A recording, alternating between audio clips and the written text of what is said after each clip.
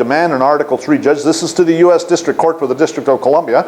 I demand an Article 3 judge. I demand the common law proceeding, and he has no discretion. And so, you know, we'll see what happens, eh? But yeah, absolutely. You have to tell them the way it is. You know. What was this on? Well, this was actually an issue where I got fired. I had a job with FedEx, and then because I didn't produce a Social Security number, they basically fired me.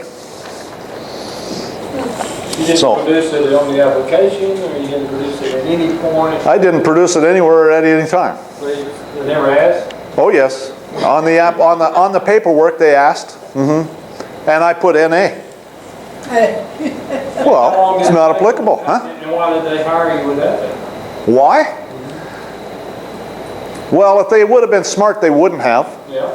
Quite frankly, but you know, actually, it's with contracts, it's a little bit different, okay, than as a regular employee, because they won't even consider you until you fill out that application for a regular employee, and the application form has a Social Security number, and so then it's easy for them to say, well, you're not qualified for any positions that we have, you know. But with this case, they set up the interview. I didn't fill out any paperwork until I had the interview with FedEx, and the interview with FedEx was, well, you know, we want you to work night shift, and we're probably going to have you working on day shift for a couple months with the manager while you get to know the manager, but after that you're going to go to night shift for, you know, for the rest of the year that you're going to be here. And I said, okay, that's fine. And that was the end of basically the whole topic of the conversation on the interview, right? And so then they sent me an email, congratulations, you're hired. Oh, by the way, fill out this paperwork. So that was, like, in my opinion, under the law, I mean, but really, that's good, because, not that I want to sue them, I mean, but, and so now, the next time they'll probably make people fill out, but they can't really do that with a contract, okay? It's a lot different with a contract. And so, they can't be demanding Social Security numbers anyways. It's a felony.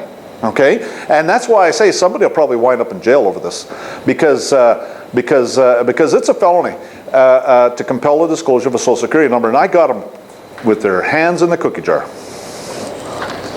And do you put in the paperwork where we find that number, the felony, how?